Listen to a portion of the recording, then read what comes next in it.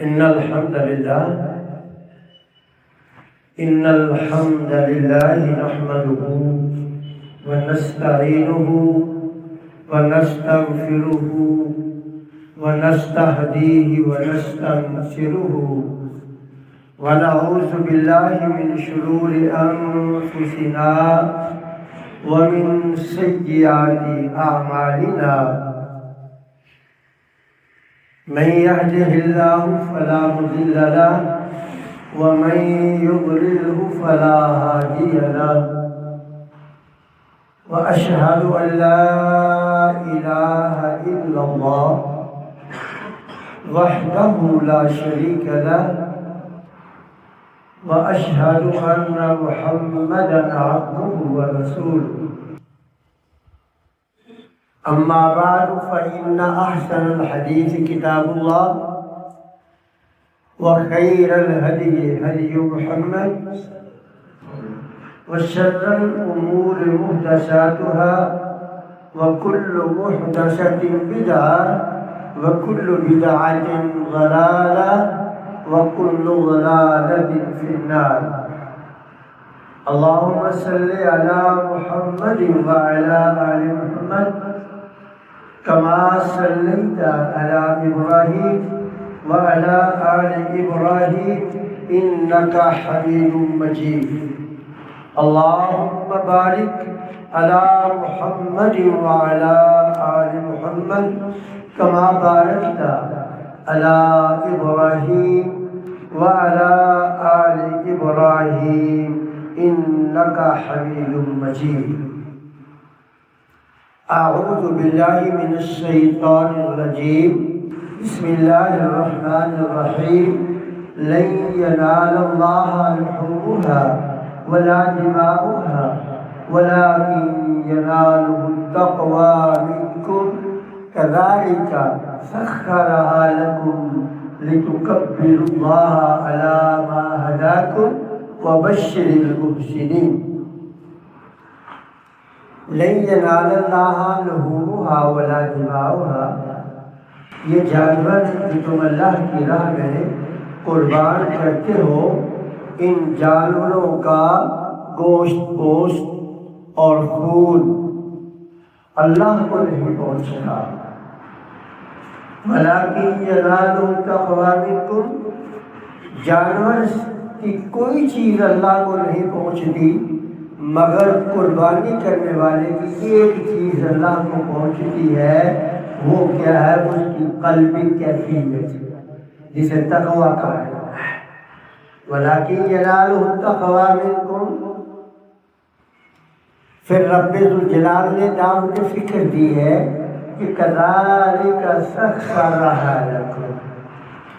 بھی ذرا غور کرو، تم نے جانور کو پیدا نہیں کیا،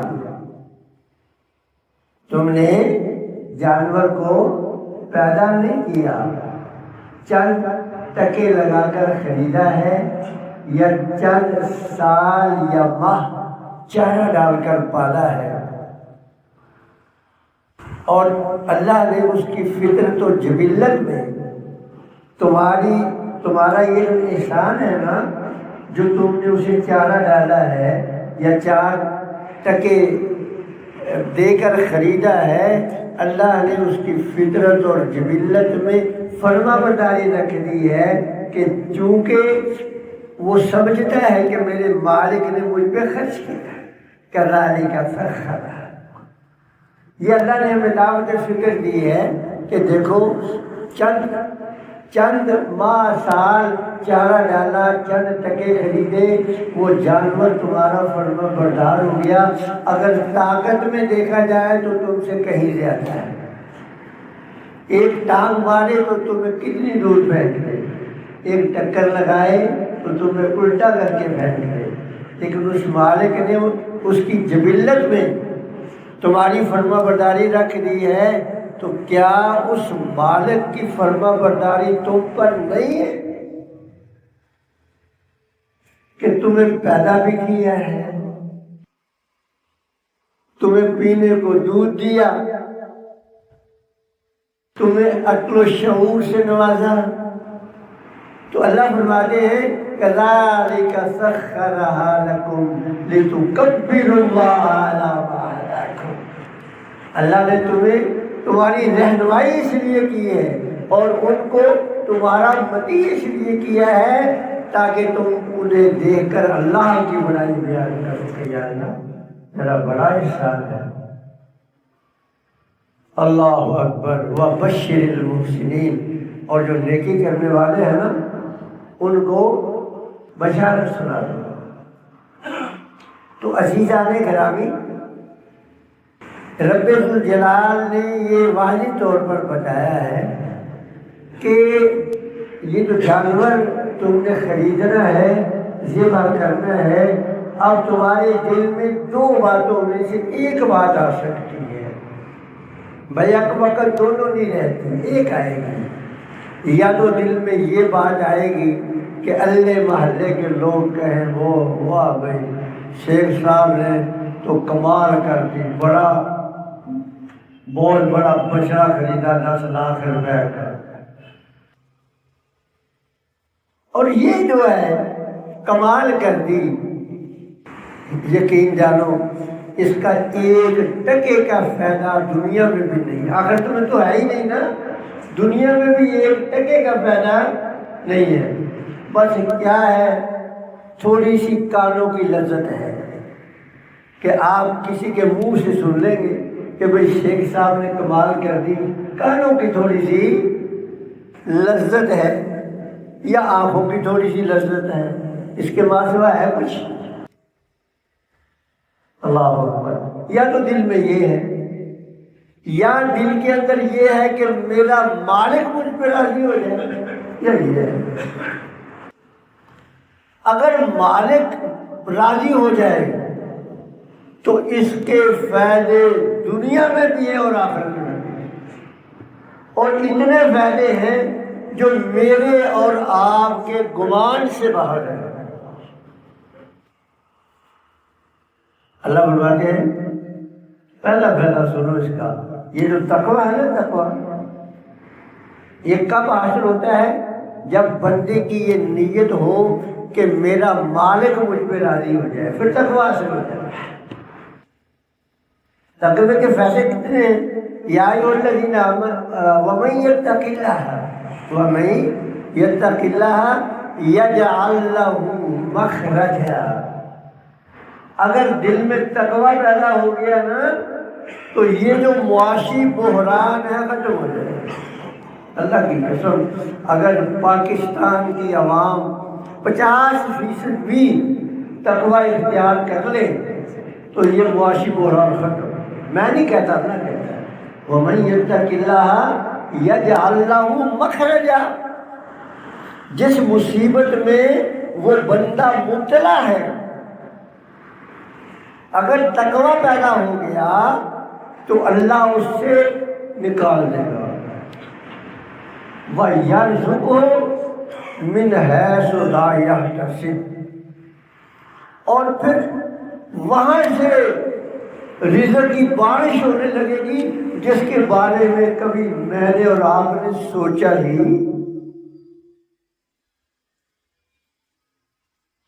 یہ تقوی کا ایک فائدہ جو کتنا بڑا فائدہ ہے یہ، کہ اگر اللہ کی رضا کے لیے یہ کام کیا، دل میں تقویٰ پیدا ہو گیا تو رب ذوالجلال نے مصیبت سے نجات دے دی، معاشی بحران ختم کر دیا اور معاشی استحکام پیدا کر دیا۔ ایک فائدہ یہ ہے۔ دوسرا فائدہ اس کا کیا ہے؟ یا ایھا الذین آمنوا اتقوا اللہ وقولوا قولا سدیدا یصلح لکم اعمالکم ویغفر لکم ذنوبکم۔ یہ نہ تقدیم و تاخیر ہے، یہ قرآن مجید میں بڑی مثالیں ایسی ہیں۔ اللہ فرماتے ہیں کہ اگر تم اللہ سے ڈر جاؤ نا، تقویٰ اختیار کر لو، جس کا اس آیت میں ذکر ہے وَلَٰكِنْ يَنَالُ التَّقْوَىٰ مِنكُمْ، اگر تم تقویٰ اختیار کر لو نا تو اللہ تمہارے گناہ معاف کر دے گا۔ اللہ کیا کرے گا؟ تمہارے گناہ معاف کر دے گا. اور نیکییں جو ہم نے کیے نا، نیکییں، گناہ جو کیے وہ تو معاف کر دے گا. اور جو نیکی ہم نے کی ہے اس میں کمیاں کوتاہیاں ہوئی ہیں نا، کیا خیال ہے؟ یہ نا جو نیکی ہم کرتے ہیں نا اس میں کمیاں کوتاہی ہوئی ہے نا، تو اللہ پینچر لگا دے گا اس کو. وَيُصْلِحْ لَكُمْ أَعْمَالَكُمْ، اللہ اس کی نا سروس کر دے گا، اوورآل کر دے گا اسے. وَيُصْلِحْ، اس کو صحیح کر دے گا. یہ میرے بندے نے اب تقوی اختیار کر لیا ہے، اب یہ جو کمیاں کوتاہی ہے نا یہ ہٹا دو. اب اس کی نیکی جو ہے نا مکمل ہے. دیکھ لو جو وہ کتنا پیدا ہو گیا. تقوی اختیار کیا، معاشی بحران کا خاتمہ ہوا. تقوی اختیار کیا، گناہ مٹ گئے. تقوی اختیار کیا تو کیا ہوا؟ جو نیکیوں میں کمیاں کوتاہیاں ہوئی تھی نا، رب ذوالجلال نے ان کی اصلاح کروا کر ان کو کامل کر دیا. اللہ اکبر.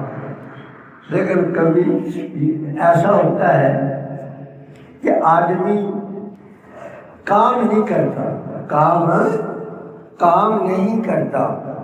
کوئی شرعی عذر لاحق ہو گیا ہے، کام نہیں کرتا. ایک آدمی کام کر رہا ہے، ایک کر نہیں رہا. جو نہیں کر رہا نا اس کے دل میں تقویٰ ہے، تڑپ ہے کہ کاش میں بیمار نہ ہوتا تو کر لیتا. اللہ اکبر. سنو ذرا یہ صحابی کہتا ہے کہ رجعنا من غزوۃ تبوک مع النبی صلی اللہ علیہ وسلم. صحابی کہتا ہے کہ ہم نا غزوہ تبوک سے واپس آ رہے تھے. ہم غزوہ تبوک سے واپس آ رہے تھے.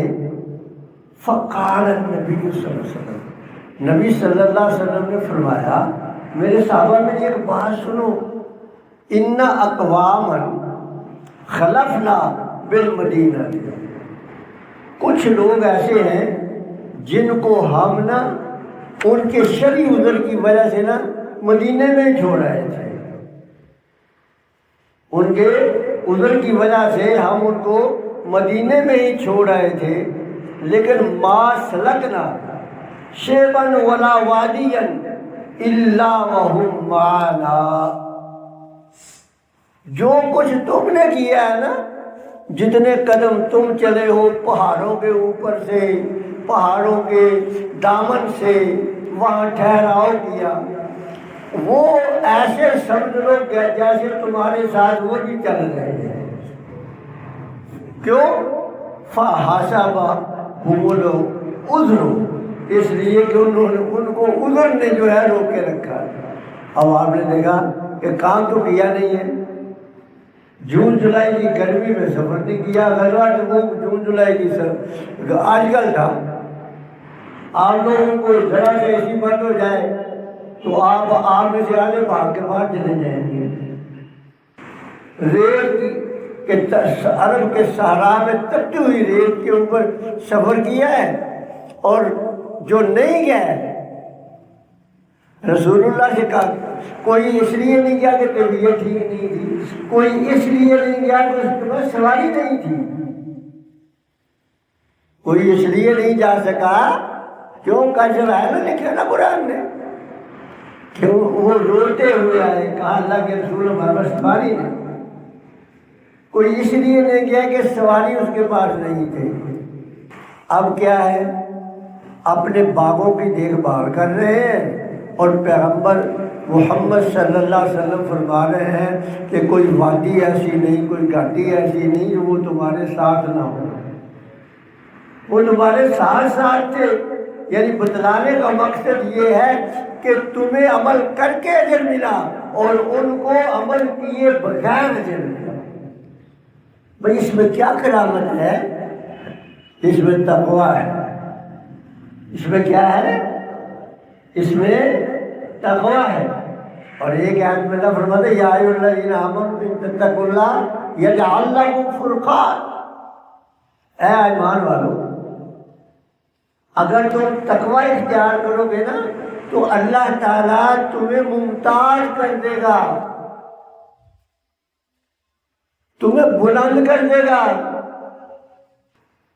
وَيُكَفِّرْ عَنْكُمْ سَيِّئَاتِكُمْ، اور تم جس طرح چھوٹا بچہ نہیں، جب ہم اس کو نرسری میں یا پلے میں داخل کرواتے ہیں تو اس کو ایک پینسل اور ایک ربڑ دے دیتے ہیں نا، بھائی لکھ، اور اس کے بعد ربڑ سے اس کو ریموو کر مٹا۔ تو رب جلال فرماتے ہیں کہ اگر تم تقوی اختیار کر لو گے نا تو میں تمہاری برائیوں پہ ربڑ پھیر دوں گا،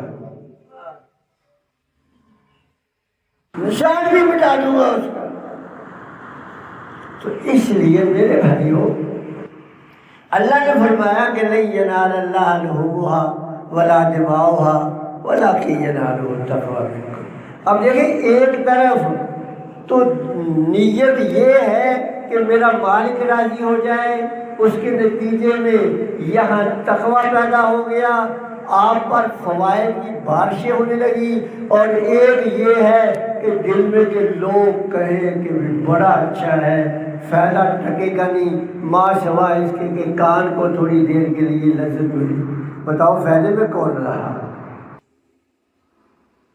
تو اس لیے میرے بھائیوں، ایک تو نہ دل کے اندر اگر کوئی یہ ہے خیال تو وہ نکال دے، تذکرہ بھی نہ کرے،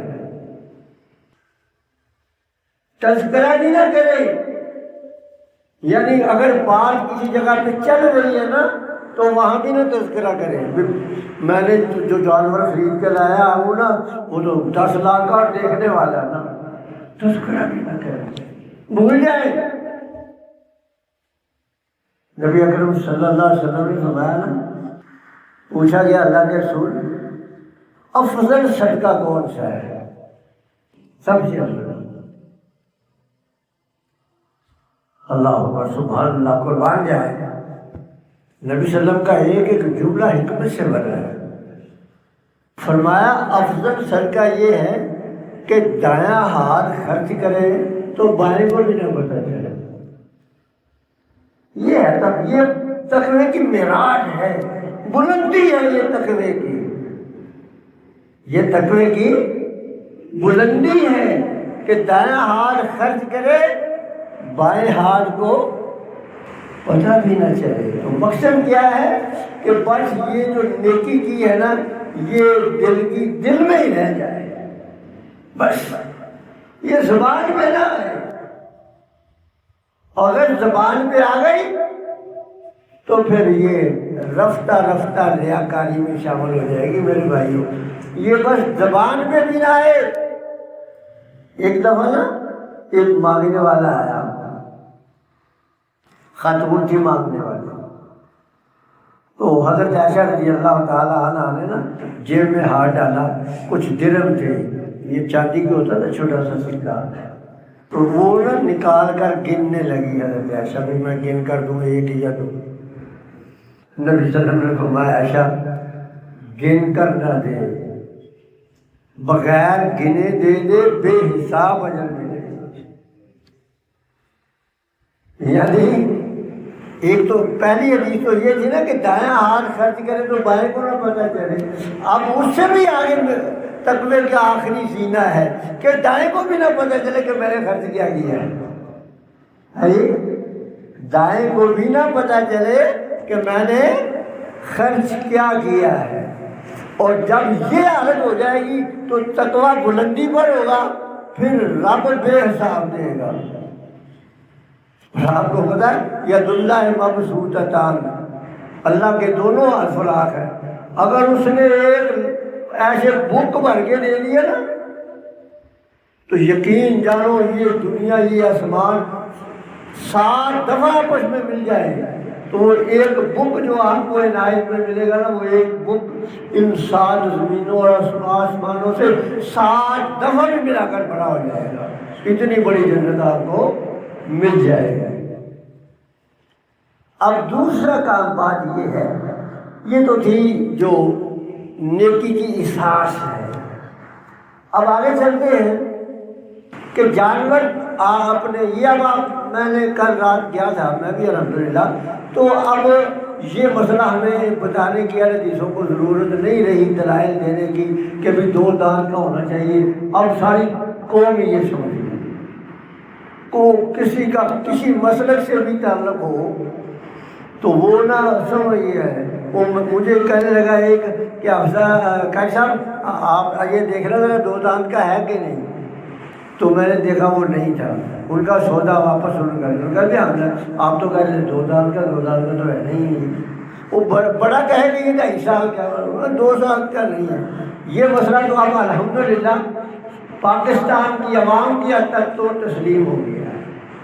اب رہا مسئلہ اس کو ذبح کرنا کا، تو میری آپ سے یہ درخواست ہے، پچھلے سال میں میں نے یہ جو 1 جمعہ پہلے تھا یہی درخواست کی تھی، کسائی سے ذبح نہ کروائے، کیونکہ ذبح وہ کرے جس نے عید کی نماز پڑھی ہو، جس نے عید کی نماز پڑھی ہو۔ اتنی جلد بازی میں ہم کرتے ہیں، ہم کسائیوں کو پہلے لا کر بٹھا لیتے ہیں اور کہتے ہیں کہ جب عید کا سلام پھر جائے گا نا میں آپ کو فون کروں گا، اب کر دینا ذبح۔ قربانی نہیں ہوگی آپ کی، یاد رکھ لیں، ذبح وہ کرے جس نے عید کی نماز پڑھی ہو، جو عید کی نماز نہیں پڑھتا اس سے ذبح مت کروائیں۔ اس کے بعد دوسرا جو مرحلہ ہے وہ ہے گوشت کی تقسیم کا۔ اب کسائی کو بھی آپ اگر یعنی بطور اجرت کے نہیں دیں گے، ویسے دیں گے، چونکہ جیسے آپ عام آدمی کو جو حصہ دیتے ہیں کسائی کو بھی آپ دے دیں 1-2 کلو، اس میں کوئی حرج نہیں ہے، کیونکہ آپ نے تقسیم کرنا ہے، یہ دینے میں کوئی حرج نہیں ہے۔ اب یہ اس کو تقسیم کیسے کرنا ہے، اس کا جو ہے نا نبی کریم صلی اللہ علیہ وسلم نے کوئی خاص طریقہ متعین نہیں فرمایا، یہ حالات کے تحت ہے۔ یہ جو بعض لوگوں نے یہ مشہور کر دیا ایسے ہی، ہمارے مولویوں نے بھی اور دوسروں کے مولویوں نے بھی، اور ہمیں تو افسوس اپنے مولویوں پر ہے کہ دوسروں پر تو اتنا نہیں، ہمارے اپنوں پر زیادہ ہے کہ ہم کہتے یہ ہیں کہ ہم ہر کام علی منہج نبوہ کرتے ہیں مگر مطالعہ کرتے نہیں ہیں۔ تو جو یہ عام بات مشہور ہوئی کہ اس کے 3 حصے کر لیں، ایک اپنے لیے رکھ لیں، ایک مسکینوں غریبوں کے لیے مسکینوں کے لیے رکھ لیں، غریبوں کے لیے، ایک رشتہ داروں کے لیے رکھ لیں۔ کوئی ایسی بات نہیں، کوئی ایسی بات ہے نہیں ہے۔ یہ ہے حالات کے اوپر۔ ایک دفعہ حالات ایسے آ گئے کہ رسول اللہ صلی اللہ علیہ وسلم نے ذبح کیا اور صحابہ کو رغبت دلائی اور کہا کہ میرے صحابہ یہ جو ہے نا ایک قافلہ آیا ابھی نیا، ان کو دو، اور تم لوگ جو ہے نا وہ 3 دن سے زیادہ نہیں کھا سکتے، ان کو دے دو، بانٹ دو ان کو۔ اور خود آ کر گھر سے پوچھا ام المؤمنین عائشہ صدیقہ رضی اللہ تعالی عنہ سے، یعنی نبی صلی اللہ علیہ وسلم بیویوں کو بھی ایک بکرا دے دیتے تھے، ذبح کروا کے بانٹ دینا۔ تو حضرت عائشہ سے آ کر پوچھا ایسا کیا بچا اور کیا تقسیم کیا؟ حضرت عائشہ رضی اللہ تعالیٰ عنہ نے کہا یا رسول اللہ سارا تقسیم کر دیا، صرف یہ جو 4 کھوپ پائے ہیں نا یہ رکھے ہیں، یہ صرف 4 پائے رکھے ہیں، باقی میں نے سارا تقسیم کر دیا ہے۔ اور ہماری ماشاءاللہ جو بیوی ہیں نیک خاتونیں ہیں وہ پہلے جو ہے کہتی ہے یہ موٹی موٹی بوٹیاں نکال دو اس کا قیمہ بنائیں گے، اور مرد کہتا ہے کہ یہ چام میرے لیے الگ سے نکال کے رکھ لو، قیمے والا بھی نکال دیا، چام والا بھی نکال لیا، اور پھر اس کے بعد جو ادھر ادھر کا بچا وہ بانٹنا شروع کر دیا۔ تو حضرت عائشہ نے سارا بانٹ دیا۔ تو نبی صلی اللہ علیہ وسلم نے آگے سے کیا کہا؟ نبی صلی اللہ علیہ وسلم نے فرمایا عائشہ سارا بچ گیا ہے، صرف یہ 4 پائے ہی نہیں بچے، باقی سارا بچ گیا ہے۔ صرف یہ 4 پائے جو ہے نا جو گھر میں رکھ لیے یہ نہیں بچے، باقی سارا بچ گیا۔ تو اس لیے میرے بھائیوں یہ کوئی طریقہ نہیں ہے۔ ہاں پھر ایک سال ایسی روانی آئی، نبی اکرم صلی اللہ علیہ وسلم نے ہر صحابی کو مال غنیمت میں مال آیا، بڑے بکرے دمبے چھترے آئے۔ نبی اکرم صلی اللہ علیہ وسلم نے ایک صحابی میں نام بھول رہا ہوں کیا تھا ان کا، جابر تھا یا ابو قتادہ تھا، یہ نام یاد نہیں رہا، اس کو کہا بھی بانٹ دو، اس نے ہر ایک کو ایک ایک دے دیا۔ اب ظاہر ہے کہ پورے مدینے میں لینے والا ہے ہی کوئی نہیں۔ نبی صلی اللہ علیہ وسلم سے مسئلہ پوچھا گیا، آپ نے فرمایا قربانی کا گوشت سال بھر بھی کھایا جا سکتا ہے، یعنی کبھی کہا کہ 3 دن سے زیادہ نہیں کھا سکتے، اور اس سال کیا کہا کہ سال بھر، کیونکہ سب کو ایک ایک بکرا مل گیا، سب نے ذبح کرنے لینے والا ہے ہی کوئی نہیں ہے۔ اور آخری بات کیا کہ ختم کرنے لگا ہوں، بہت اہم بات تھی لیکن میرے ذہن سے نکل گئی، لیکن میں بتاؤں گا ضرور۔ نبی اکرم صلی اللہ علیہ وسلم نے فرمایا 5 چیزیں اوتی تو 5 چیزیں ایسی ہیں جو اللہ نے مجھے اور میری امت کو دی ہے، اور یہ اس سے پہلے کسی نبی کو انعام نہیں ملا۔ ان میں سے ایک یہ ہے کہ احلت لنا المغانم، کہ ہمارے لیے یہ جو ہے نا مال غنیمت اور قربانی کا گوشت یہ حلال قرار دے دیا گیا۔ پہلے کسی قوم کے لیے حلال نہیں تھا۔ پہلے کیا تھا، ذبح کرتے تھے اور وہیں رکھتے تھے، آسمان سے آگ آتی تھی، جس کی قربانی قبول ہوتی تھی اس کی کھا جاتی تھی، اور جس کی نہیں قبول ہوتی تھی وہیں پڑا جاتا تھا، کھا پھر بھی نہیں سکتے تھے۔ اور ہمارے لیے اللہ نے یہ احسان کیا ابھی تم کھاؤ، اور اس کے فائدے 2 ہیں، میں بتا کے پھر بات کو ختم کر رہا ہوں۔ ایک فائدہ تو یہ ہے کہ ہمیں کھانے کو مل گیا، ٹھیک ہے نا جی۔ دوسرا فائدہ یہ ہوا کہ ہمارا عیب چھپ گیا، کیوں جس کی اگر قربانی ناقبول ہوتی تو پھر تو وہ تو آدمی پھر مارا گیا نا۔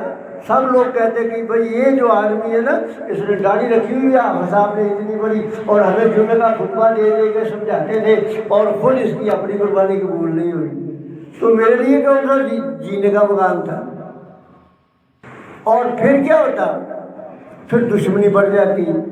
آپ کو پتہ ہے نا کہ آدم کے 2 بیٹوں نے قربانی کی، ایک کی ہوئی قبول اور ایک کی نہ ہوئی، اور جس کی نہ ہوئی اس نے کہا میں تجھے مار دوں گا، اس نے شرمندگی سے بچنے کے لیے۔ تو پھر ہم نے بھی ایسا ہی کرنا تھا، ہم نے بھی ایسا کرنا تھا کہ میری قبول نہیں ہوئی، یہ میرے رشتہ دار کی بھائی کی قبول ہو گئی ہے، یہ مجھے کل تانے دے گا، تانے سننے سے بہتر ہے کہ اس کا سارے کاٹ دوں۔ تو اللہ نے ہم پر بڑا احسان کیا ہے، تو اس کے احسان کا تقاضا ہے کہ اپنی نیت کو اس کی رضا کے لیے خالص کر لیں۔ الحمدللہ۔